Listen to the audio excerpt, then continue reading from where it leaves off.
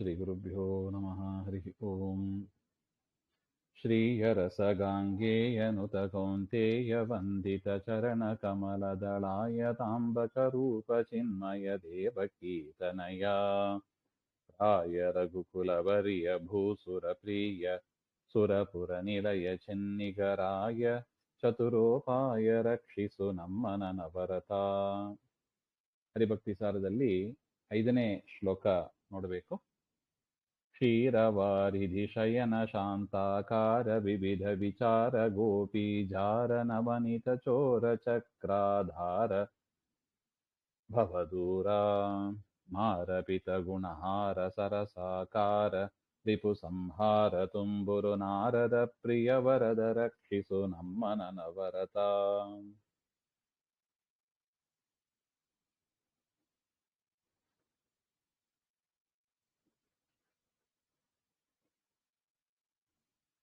ಕ್ಷೀರಸಾಗರದಲ್ಲಿ ಮಲಗಿದವನೇ ಸ್ವಾಮಿ, ಶಾಂತರೂಪಿಯೇ, ಬಗೆ ಬಗೆಯ ವಿಶಿಷ್ಟವಾದ ನಡೆ ಉಳ್ಳವನೇ, ಗೋಪಿ ಜಾರನೆ, ನವನೀತ ಚೋರನೆ, ಚಕ್ರಕ್ಕೆ ಆಧಾರನಾಗಿ ಇರುವವನೇ, ನಿತ್ಯ ಮುಕ್ತನಾದವನೇ,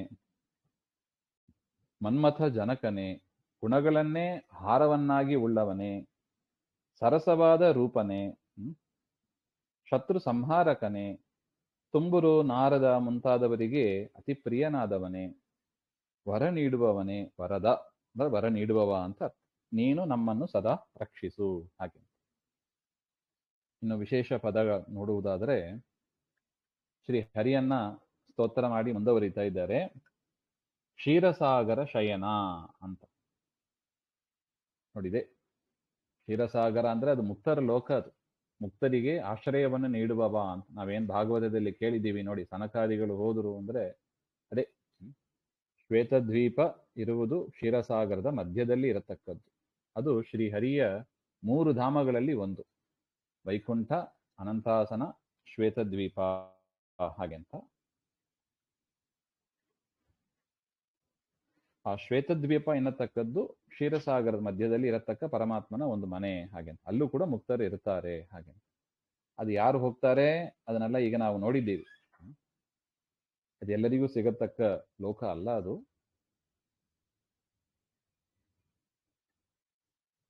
ಕ್ಷೀರಸಾಗರ ಅಲ್ಲಿ ವಿಶೇಷ ವ್ಯಾಖ್ಯಾನ ಬರೀತಾರೆ ನೋಡಿ. ಕ್ಷೀರಸಾಗರದಲ್ಲಿ ಕ್ಷೀರ ಅಂದ್ರೆ ಹಾಲು, ಹಾಲಿನ ಸಮುದ್ರ ಅಂತ. ಅಲ್ಲಿ ಕ್ಷೀರಾಂಬ ಅದಕ್ಕೆ ಶಾಸ್ತ್ರ ಅಂತ ಒಂದು ಅರ್ಥ ಇದೆ. ಕ್ಷೀರಸಾಗರದಲ್ಲಿ ಹಾಗೆಂದ್ರೆ ಶಾಸ್ತ್ರ ಸಮುದ್ರದಲ್ಲಿ ಅಂತ ಪವಡಿಸಿದವನು ಅಂತನೂ ಒಂದು ಅರ್ಥ ಇದೆ. ಸಕಲ ಶಾಸ್ತ್ರಗಳ ಪ್ರತಿಪಾದ್ಯನಾದವ ಅಂತನೂ ಒಂದು ಅರ್ಥ ಇದೆ. ಕ್ಷೀರಸಾಗರ ಶಯನ ಹಾಗೆಂಬ ಅದಕ್ಕೆ 2 ಅರ್ಥನೂ ಇದೆ. ಶಾಂತಾಕಾರ, ಶಾಂತಾಕಾರ ಅಂದ್ರೆ ಪರಮಾತ್ಮ ನಮ್ಮಂತಹ ಪ್ರಾಕೃತ ದೇಹ ಇಲ್ಲ, ಅವನು ನಿರ್ಗುಣ. ಅಂದರೆ ಏನರ್ಥ? ಪ್ರಾಕೃತವಾದ ಗುಣಗಳು ಇಲ್ಲದವ ಅಂತ ಅರ್ಥ. ಅದರಿಂದ ಅವನಿಗೆ ದೇಹವೇ ಇಲ್ಲ ಅಂತ ಕೆಲವರು ಹೇಳ್ತಾರೆ ನೋಡಿ. ದೇವರು ನಿರ್ಗುಣ ನಿರಾಕಾರ ಅಂತ ಹೇಳ್ತಾರೆ. ಆ ಮತ ಸರಿ ಇಲ್ಲ ಅಂತ, ಆ ವಾದ ಸರಿ ಇಲ್ಲ. ದೇವರು ಶಾಂತಾಕಾರ ನೋಡಿ, ಶ್ಲೋಕದಲ್ಲೂ ಹಾಗೆ ಇದೆ. ಶಾಂತಾಕಾರಂ ಭುಜಗಶಯನಂ ಅಂತಾನೆ ಹೇಳ್ತಾರೆ, ಪುರಾಣಗಳಲ್ಲಿ ಹಾಗೆ ಇದೆ. ಅದರಿಂದ ದೇವರಿಗೆ ಆಕಾರ ಇಲ್ಲ ಎಂಬ ವಾದ ಸರಿಯಲ್ಲ. ಹಾಗೆ ಇನ್ನು ವಿವಿಧ ವಿಚಾರ ಅಂತ, ಬಗೆ ಬಗೆಯ ವಿಚಾರ, ಬಗೆ ಬಗೆಯ ಸಂಚಾರ ಎಂಬ 2 ಅರ್ಥಗಳು ಅಲ್ಲಿದೆ. ಹಾಗೆ ಚರಗತಿ ಭಕ್ಷಣಯೋಹೋ ಹಾಗೆ. ಪರಮಾತ್ಮ ವೇದವ್ಯಾಸ ರೂಪದಿಂದ ವಿಚಾರ ಮಾಡತಕ್ಕ ಬ್ರಹ್ಮಸೂತ್ರ ಮುಂತಾದ ಶಾಸ್ತ್ರಗಳನ್ನ ಪರಮಾತ್ಮ ರಚನೆ ಮಾಡಿದ್ದಾರೆ.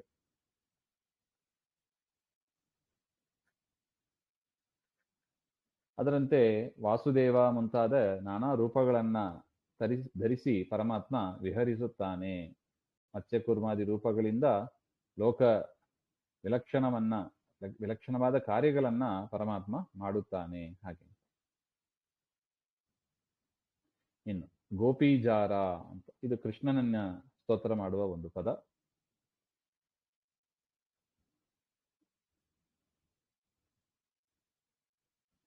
ಮೇಲ್ನೋಟಕ್ಕೆ ಜಾರ ಹಂಗೆಂಬ ಪದ ಅದು ದೋಷವಾಚಕವಾಗಿದೆ. ಆದರೆ ಕೃಷ್ಣನಿಗೆ ಮಾತ್ರ ಅದು ಅಂತ ದೋಷವನ್ನ ಹೇಳತಕ್ಕ ಪದ ಅಲ್ಲ. ಯಾಕೆ? ಗೋಪಿಯರು ಅಂದ್ರೆ ಯಾರು? ದೇವಲೋಕದ ಅಪ್ಸರ ಸ್ತ್ರೀಯರು.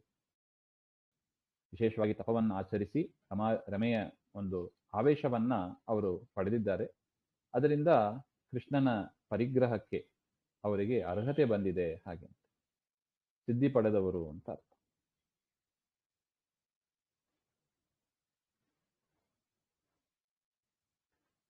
ಆದರೂ ಲಕ್ಷ್ಮೀದೇವಿಯಿಂದಲೂ ಕೃಷ್ಣನಿಗೆ ಯಾವ ಪ್ರಯೋಜನ ಇಲ್ಲ ಅಂತ ಆದ ಮೇಲೆ ಈ ಗೋಪಿಕಾಸ್ತ್ರೀಯರಿಂದ ಕೃಷ್ಣನಿಗೆ ಏನ್ ಪ್ರಯೋಜನ ಆಗ್ಲಿಕ್ಕಿದೆ? ಆದರೂ ಕೂಡ ಅವರ ತಪಸ್ಸಿಗೆ ಮೆಚ್ಚಿ ಅವರನ್ನು ಅನುಗ್ರಹ ಮಾಡುವುದಕ್ಕಾಗಿ ಪರಮಾತ್ಮ ಆ ರೀತಿಯಾಗಿ ಮಾಡಿದ ಎಂಬುದು ನಿರ್ಣಯ. ಪರಮಾನುಗ್ರಹ ಮಾಡಿದ ಅಂತ. ಅದರಿಂದ ಯಾರು ಗೋಪಿಜಾರ ಅಂತ ದೇವರನ್ನ ಉಪಾಸನೆ ಮಾಡ್ತಾರೆ ಅವರು ಮರೆಯಾಗಿ ಮಾಡಿದ ತಪ್ಪುಗಳು ಅದನ್ನೆಲ್ಲ ಪರಿಹಾರ ಮಾಡ್ತಾನೆ ಪರಮಾತ್ಮ. ಅದರಿಂದ ನವನೀತ ಚೋರ ಅದೇ ಮುಂದೆ ಬರ್ತದೆ ನೋಡಿ, ನವನೀತ ಚೋರ ಅಂತಲೇ ಮುಂದೆ ಇದೆ. ಗೋಪಿಜಾರ ಈ ಮಾತುಗಳಿಂದ ಗುಟ್ಟಾಗಿ ನಾವೇನಾದ್ರು ತಪ್ಪು ಮಾಡಿದ್ರೆ ಎಲ್ಲವೂ ಕೂಡ ಪರಿಹಾರ ಆಗ್ತದೆ ಹಾಗೆ ಅಂತ ಹೇಳ್ತಾರೆ. ನವನೀತ ಚೋರ ಅಂದ್ರೂ ಅದೇ ಬೆಣ್ಣೆಯನ್ನ ಕದ್ದವ ಅಂತ. ಮೇಲ್ನೋಟಕ್ಕೆ ಇದು ಕಳ್ಳತನ ಮಾಡಿದ ಅಂತ ಒಂದು ಅರ್ಥ ಬರುತ್ತದೆ. ಆದರೆ ಪರಮಾತ್ಮನ ವಿಚಾರದಲ್ಲಿ ಮತ್ತೆ ಇದು ದೋಷ ಅಂತ ಹೇಳಲಿಕ್ಕೆ ಬರೋದಿಲ್ಲ. ಯಾಕೆ? ಪರಮಾತ್ಮ ಈಗಲೇ ಅನೇಕ ಬಾರಿ ಹೇಳಿದ್ದಾರೆ, ಸರ್ವವ್ಯಾಪ್ತ ಪರಮಾತ್ಮ ಎಲ್ಲ ಕಡೆ ಇದ್ದಾನೆ. ಅದರಿಂದ ಆ ನವನೀತವೂ ಕೂಡ ಪರಮಾತ್ಮನದ್ದೇ. ಅದರಿಂದ ದೇವರು ಕಳ್ಳತನ ಮಾಡಿದ ಅಂತ ಹೇಳಿಕ್ ಬರೋದೇ ಇಲ್ಲ. ಮತ್ತೆ ಯಾಕೆ ತೆಗೆದುಕೊಂಡ ಹಾಗೆ ಅಂದ್ರೆ ಮತ್ತೆ ಆ ಗೋಪಿಕಾ ಸ್ತ್ರೀಯರಿಗೆ ಅನುಗ್ರಹ ಮಾಡಬೇಕು ಅಂತಾನೆ ತೆಗೆದುಕೊಂಡ ಹಾಗೆ. ರುಕ್ಮಿಣೀಶ ವಿಜಯದಲ್ಲಿ ಗುರುಗಳು ತಿಳಿಸಿಕೊಡ್ತಾರೆ ಯಾಕೆ ಪರಮಾತ್ಮ ಬೆಣ್ಣೆ, ಹಾಲು, ಮೊಸರು ಎಲ್ಲ ಕದ್ದ ಹಾಗೆ ಅಂದ್ರೆ, ಋಷಿಗಳು ಅವರು ಹಗಲು ರಾತ್ರಿ ತಪಸ್ ಮಾಡ್ತಾರೆ. ಕಾಡು, ಬಿಸಿಲು, ಮಳೆ ಯಾವುದು ಗಣನೆಗೆ ತೆಗೆದುಕೊಳ್ಳದೆ ತಪಸ್ ಮಾಡ್ತಾರೆ. ಅಂತವರಿಗೆ ಮೋಕ್ಷಕ್ಕಾಗಿ ಕೊಡ್ತಾರೆ. ಪರಮಾತ್ಮ ಅವರಿಗೆ ಮೋಕ್ಷ ಕೊಡ್ತಾನೆ. ಆದ್ರೆ ಗೋಪಿಕಾ ಸ್ತ್ರೀಯರಿಗೂ ಮೋಕ್ಷ ಕೊಡ್ತಾನೆ. ಸಜ್ಜನರು, ಮುಕ್ತಿ ಯೋಗಿಯರು ಅವ್ರಿಗೆ ಕೊಡ್ತಾನೆ. ಆ ಋಷಿಗಳು ಕೇಳಬಹುದಂತೆ, ಅಲ್ಲ ಇವರು ಏನು ಮಾಡಿದ್ರು ಅಂತ ಇವರಿಗೆ ಮೋಕ್ಷ ಕೊಡ್ತಿ ಕೃಷ್ಣ ಹಾಗೆ ಅಂತ. ಅವ್ರ ಅಬ್ಜೆಕ್ಷನ್ ರೈಸ್ ಮಾಡಬಹುದು ಹಾಗೆ ಅಂತ ಪರಮಾತ್ಮ ಗೋಪಿಕಾ ಸ್ತ್ರೀಯರ ಮನೆಗೆ ಹೋಗಿ ಹಾಲು ಮೊಸರು ಎಲ್ಲ ತಿಂದ ಹಾಗೆ. ನೋಡಿ, ದೇವರಿಗೆ ಏನು ಕೊಟ್ಟರು ಕೂಡ ಅನಂತ ಮಡಿ ಮಾಡಿ ನಮಗೆ ಕೊಡ್ತಾನೆ. ಗೋಪಿಗೆಯರು ಹಾಲನ್ನು ಕೊಟ್ಟರು, ಅದರಿಂದ ಅವರಿಗೆ ಕ್ಷೀರಸಾಗರವನ್ನೇ ಪರಮಾತ್ಮ ಕೊಡ್ತಾನೆ ಹಾಗೆ ಅಂತ. ಅದರಿಂದ ಋಷಿಗಳು ಏನು ಅಬ್ಜೆಕ್ಷನ್ ಮಾಡ್ಲಿಕ್ಕೆ ಬರೋದಿಲ್ಲ ಅಂತ ರುಕ್ಮಿಣೀಶ ವಿಜಯದಲ್ಲಿ ಗುರುಗಳು ತಿಳಿಸ್ತಾರೆ. ನವನೀತ ಚೋರ ಹಾಗೆ ಅಂತ, ಅದು ಅವರನ್ನು ಅನುಗ್ರಹ ಮಾಡುವುದಕ್ಕೆ ಮಾಡಿದ ಪ್ರಸಂಗ ಅದು ಹಾಗೆ. ಚಕ್ರಾಧಾರ ಹಾಗೆ ಅಂತ ಅಂದರೆ ಚಕ್ರಕ್ಕೆ ಆಧಾರನಾದವ ಅಂತ, ಕೈಯಲ್ಲಿ ಚಕ್ರವನ್ನ ಹಿಡಿದವ ಹಾಗೆ.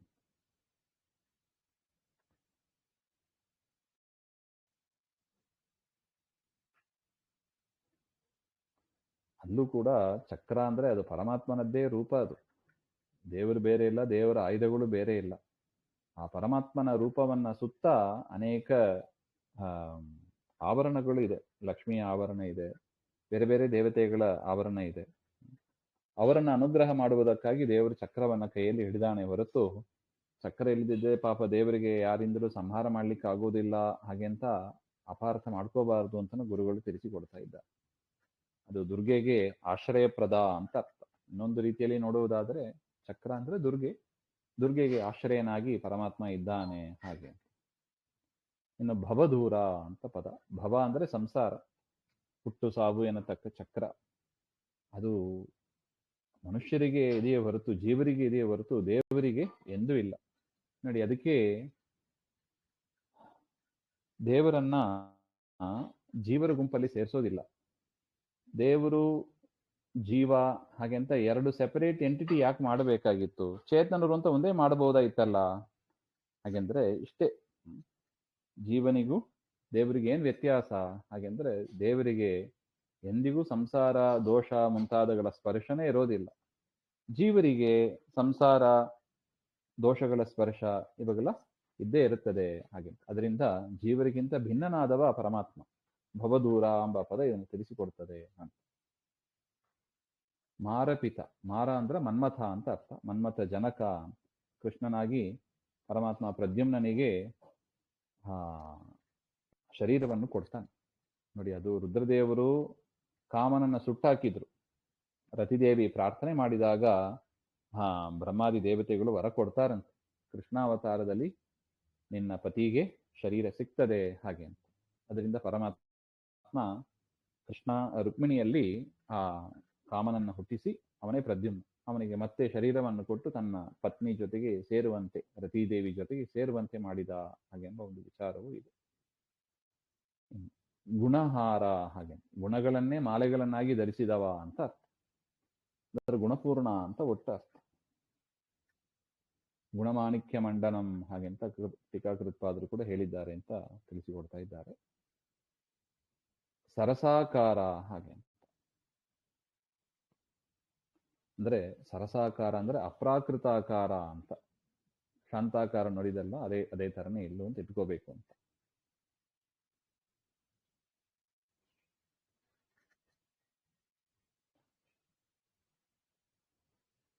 ರಿಪು ಸಂಹಾರ, ಶತ್ರುಗಳನ್ನ ಸಂಹಾರ ಮಾಡತಕ್ಕವ. ನಾವು ನೋಡಿದ್ದೀವಿ ಮತ್ಸ್ಯ, ಕೂರ್ಮ, ರಾಮಕೃಷ್ಣಾದಿ ರೂಪಗಳು, ರಿಪುಗಳನ್ನ ಪರಮಾತ್ಮ ಸಂಹಾರ ಮಾಡ್ತಾನೆ ಹಾಗೆ. ತುಂಬುರು ನಾರದ ಪ್ರಿಯ ಹಾಗೆ.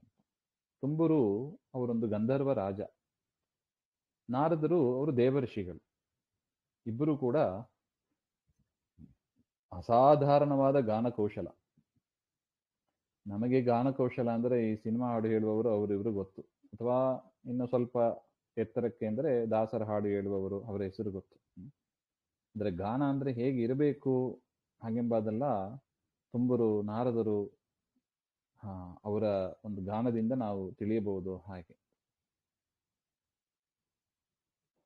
ನೋಡಿ. ಸದಾ ಅವರೇ ನಮಗೆ ಇವರು ಪರಿಚಯ ಆಗಬೇಕಂದ್ರೆ ಪುರಂದರದಾಸರನ್ನೇ ನಾವು ತೆಗೆದುಕೊಳ್ಬೇಕು, ನಾರದರ ಅಂಶರು ಅಂತ ಜಯದಾಸರು ಸೂಚನೆ ಮಾಡಿದ್ದಾರೆ.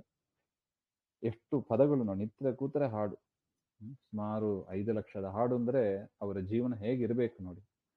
ಅವರು ಹೇಳಿದ ಒಂದು ಹಾಡು ಹೇಳೋದಕ್ಕೆ ಒಂದಿನದಲ್ಲಿ ನಮಗೆ ಆಗೋದಿಲ್ಲ. ಇಡೀ ಜೀವನದಲ್ಲಿ 5 ಲಕ್ಷ ಹಾಡುಗಳನ್ನ ಸುಮಾರು ಕವನ ಮಾಡಿದ್ದಾರೆ ಅಂದ್ರೆ ಅದು ಪರಮಾತ್ಮನಿಗೆ ಎಷ್ಟು ಪ್ರಿಯರಾಗಿ ಇರ್ತಾರೆ ಅಂತ ನಾವು ಊಹೆ ಮಾಡ್ಕೋಬಹುದು. ಒಟ್ಟು ಪರಮಾತ್ಮ ಸಕಲ ಗುಣಪೂರ್ಣ ಹಾಗೆಂಬುದು ಇಲ್ಲಿ ನಮಗೆ ಸ್ಪಷ್ಟ ಆಗ್ತದೆ.